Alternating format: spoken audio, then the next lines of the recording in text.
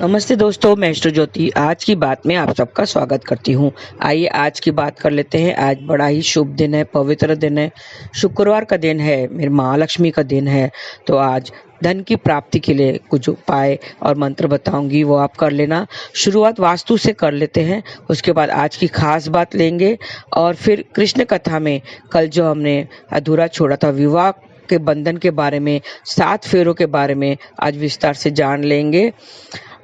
और अ, वास्तु की बात कर लेते हैं। फलदार पेड़ बहुत शुभ माने जाते हैं। फलदार पेड़ लगाने से संतान की प्राप्ति होती है। घर के आसपास आंवला, अमरूद, अनार, पपीता ये सब फलदार पेड़ आप लगा सकते हैं। इन पेड़ों को सूखने नहीं देना चाहिए। सूखे हुए पत्तों को जमा भी नहीं होने चाहिए। उसको फेंक कर दूसरा नया पौधा लगा देना चाहिए। ये थी वास्तु की बात। आज सप्तमी तिथि शाम 4:03 तक रहेगी, फिर अष्टमी तिथि लग जाएगी। हर कृष्ण पक्ष की अष्टमी तिथि को काला अष्टमी मनाई जाती है। काला अष्टमी पर शिव जी के भैरव स्वरूप की उपासना की जाती है। 3 तरह के भैरव के स्वरूप है। आज के दिन काल भैरव की उपासना की जाती है। तो आप काल भैरव की उपासना कीजिए और इससे जीवन में सारी परेशानियां दूर होती हैं। आज से कल सुबह 5:55 तक स्वाति नक्षत्र रहेगा।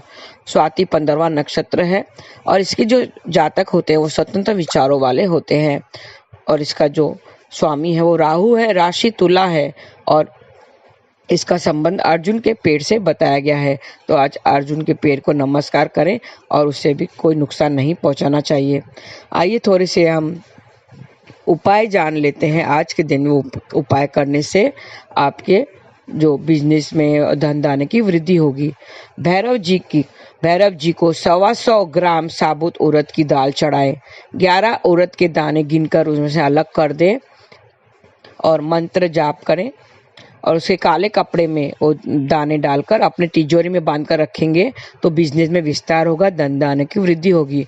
मंत्र कौन सा आपको जाप करना है?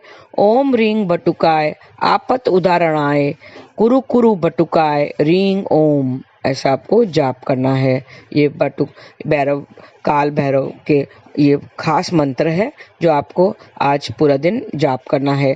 भैरव जी के आगे सरसों के तेल का दीपक जलाएं तो सुख साधनों में बढ़ोतरी हो जाएगी। और यही मंत्र आपको जाप करना है। ओम रींग बटुकाय आपत उदाहरणाय कुरु कुरु बटुकाय रींग ओम, ऐसे आपको जाप करना है। भैरव जी के साथ ही अपने पितरों की भी आज पूजा करें। पितरों के निमित्त तर्पण करना चाहिए। सरसों का तेल लगी रोटी काले कुत्ते को डाल दें आज के दिन पे, तो आपकी सारी परेशानियां दूर हो जाएंगी। मंत्र वही आपको जाप करना है। भैरव जी के चरणों में एक काले रंग का धागा रखें और धागे को 5 मिनट तक वहीं पर रखे रहने दें। जब के बाद धागा अपने दाएं पैर पर बांध लें तो सारा भय आपका दूर हो जाएगा। अगर किसी बात का भय है, डर रहता है आपको, तो ये उपाय करने से आपका भय दूर हो जाएगा। रोटी में शक्कर मिलाकर उसका चूरमा बनाएं। चूरमा से भैरव बाबा को भोग लगाएं और वही मंत्र जाप करें। जब के बाद प्रसाद लें, खुद लें और दूसरों को भी बांटें तो आपको बिजनेस में तरक्की मिलेगी। शिव जी की प्रतिमा के आगे आसन बिठाकर बैठें, शिव चालीसा का पाठ करें तो आज के दिन आपकी सारी परेशानियां दूर हो जाएंगी। जो भी आर्थिक जो परेशानियां हैं वो दूर हो जाएंगी। एक मुट्ठी काले तिल लेकर भैरव बाबा का ध्यान करें और मंत्र जाप करें। तिल बच्चे के सिर से 7 बार वार लें तो जो भी बच्चे को भय है या किसी ने जादू टोना कर लिया है या बच्चे को किसी तरह की प्रॉब्लम है तो वो सब दूर हो जाएगी। काली नज़र जो होती है वो निकल जाएगी। तिलों को किसी बहते हुए पानी के स्रोत में बहा दें।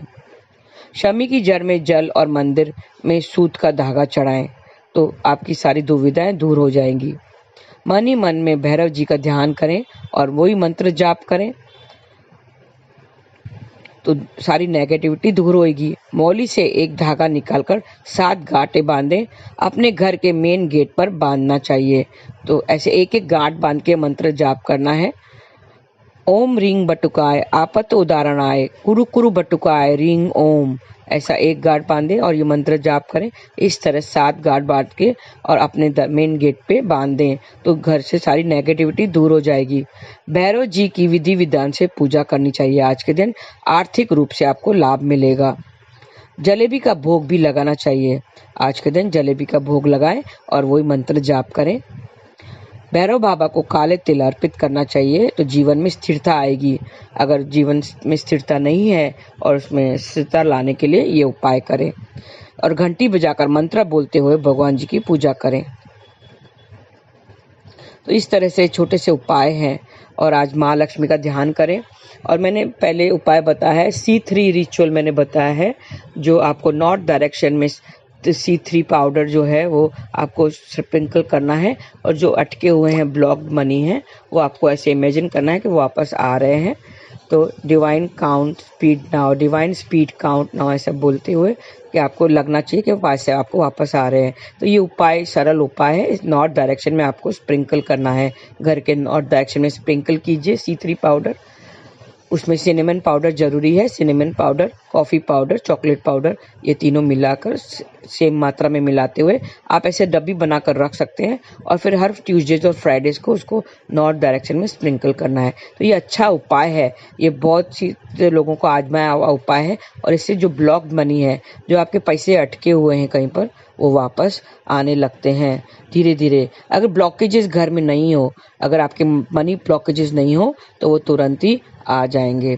तो इस तरह से आप थोड़े से उपाय करके आप आज का दिन व्यतीत कीजिए। और मंत्र मैंने बताया है वो खास मंत्र भैरव बाबा का मंत्र है, वो आप जाप कीजिए। तो ये थी आज की खास बात।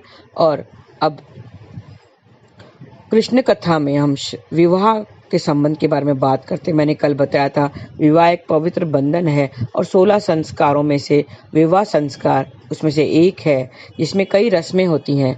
शादी के 7 फेरे होते हैं। शादी के 7 फेरे का क्या महत्व है हम अब सीख लेंगे। और वो जो 7 फेरे हैं वो वापस से वो 7 वचन जो संकल्प लेते हैं वर वधू वरमाला के टाइम पे, वो हम वापस दोहराएंगे ताकि आपकी जो जीवन में जो परेशानी आ रही है वो आप इसको कनेक्ट कर सकें कि आप क्या ये वाकई में जो संकल्प है वो आप निभा रहे हैं कि नहीं है। क्योंकि आजकल जो है बच्चे वो सीरियसली नहीं लेते हैं, शादी के बंधन को सीरियसली नहीं लेते हैं और कोई और बंधन में बन जाते हैं। जैसे आप अभी लिविंग रिलेशनशिप, एक नया कुछ संस्कार आया है आजकल। लिविंग रिलेशनशिप में आज जो लोग शादी के बंधन में नहीं बंध कर वो लोग लिविंग रिलेशनशिप में रहते हैं, ये धर्म के खिलाफ है, ये नीति के खिलाफ है, ये उसके खिलाफ है। तो ये सब नहीं होना चाहिए। और एक्स्ट्रा मैरिटल अफेयर्स जो हो रहे हैं, घर में सुख नहीं मिलता है तभी तो लोग बाहर सुख ढूंढते हैं। तो वो दूसरे जो सेक्स में आकर्षण अट्रैक्ट हो जाते हैं जल्दी से, क्योंकि वो घर में अपना ध्यान नहीं दे सकते हैं। तो आइए हम ये 7 फेरों के बारे में वापस से हम एक रिकलेक्ट करते हैं कि क्या हम जो कर रहे हैं वो सही कर रहे हैं, धर्म के अनुसार कर रहे हैं, नीति के अनुसार कर रहे हैं कि नहीं। हर एक वचन यह बताता है कि शादीशुदा जीवन में पति पत्नी अलग अलग नहीं बल्कि एक दूसरे के साथ चलकर सभी जिम्मेदारियों को पूरी निष्ठा से निभाएं। 7 फेरे, 7 वचन 7 जन्मों के लिए होते हैं। हाँ, ये एक जन्म के लिए नहीं है, 7 जन्मों के लिए होते हैं। और यह 2 अनजान परिवार, 2 लोगों के बीच में नहीं होते हैं, 2 परिवारों को एक ही सूत्र में बांधते हैं। तो ये 2 लोगों की बात नहीं है, ये 2 पूरे परिवारों की बात है। जो शादी के बंधन में जो वर वधू जो मिलते हैं उनके साथ में 2 परिवार मिल जाते हैं। तो इसी तरह हम वो वचन को दोहराएंगे कि 7 वचन क्यों लेते हैं। हिंदू धर्म में शादी का मतलब 7 जन्मों का साथ होता है। इस पर एक जोक आपने सुना होगा, मैं जोक से शुरुआत करती हूँ। एक पत्नी अपने पति से बहुत खुश थी, वो उसे बहुत प्यार करती थी, दोनों में आपस में बहुत प्यार था। पत्नी तो प्यार दिखाती थी लेकिन पति प्यार नहीं दिखाता था, एक्सप्रेस नहीं कर पाता था। तो पत्नी ने एक दिन कहा, उसके शादी की सालगिरह थी और उसने पति से कहा कि मैं तुमसे बहुत खुश हूँ, मैं भगवान से यही प्रार्थना करती हूँ कि 7 जन्मों तक तुम ही मेरे पति बनो, 7 जन्मों तक मैं तुम्हारी ही पत्नी बन के रहूं। तो पति ने क्या कहा जानते हो? आपको पता ही होगा। पति ने क्या कहा कि मैं भगवान से प्रार्थना करता हूँ कि ये 7 जन्म में से ये आखिरी जन्म हो। तो इस तरह से मन में नहीं विचार आना चाहिए कि आपको पत्नी से छुटकारा चाहिए, ऐसा लगता है। आपको आपके बीच में प्रेम होना चाहिए और विश्वास होना चाहिए जिम्मेदारी उठाने का, जो हम संकल्प लेते हैं। आइए हम उसको जान लेते हैं। एक बार किसी के साथ 7 फेरे लिए तो उस रिश्तों का 7 जन्मों तक निभाना का वादा करते हैं। विवाह हिंदू धर्म के 16 संस्कारों में से एक होता है। विवाह के दौरान पंडित कई सारी रस्में और मंत्र पढ़ते हैं। इन्हीं रस्मों में लड़का लड़की अग्नि को साक्षी मानकर, अग्नि को साक्षी मैंने कल भी बताया था, जब अग्नि को साक्षी मानते हैं तो सभी देवी देवता वहाँ पे मौजूद हो जाते हैं, वहाँ पे उपस्थित हो जाते हैं और अपना आशीर्वाद देते हैं। तो अग्नि को साक्षी मानकर 7 फेरे लेते हैं। इन 7 फेरों को करते समय पंडित 7 वचनों को संस्कृत भाषा में बोलते हैं। आइए, संस्कृत भाषा में तो मैं नहीं बोल पाऊंगी, क्योंकि संस्कृत भाषा में प्रोनाउंसिएशन जो होता है वो करेक्ट होना चाहिए, जो मंत्रों का उच्चारण जो होता है वो सही होना चाहिए। तो अगर मेरे से कुछ गलती हो गई तो फिर अच्छा नहीं होगा, इसके लिए मैं उनका अर्थ जो है वो मैं बता देती हूँ। पहले वचन का यह अर्थ है, यदि आप शादी के बाद कोई व्रत, उपवास या किसी धार्मिक स्थान पर जाएं तो आप मुझे भी अपने साथ लेकर जाएं। ये पत्नी अपने पति से संकल्प लेने के लिए कहती है। ये सब वचन है, 7 वचन है, जिसमें से ये पहला वचन है कि पत्नी कहती है कि आप मुझे भी अपने साथ लेकर जाएं। अगर आप मेरी बातों से सहमत है तो मैं आपके साथ जीवन यापन करने के लिए तैयार हूँ। ये पत्नी पहला वचन लेती है उससे।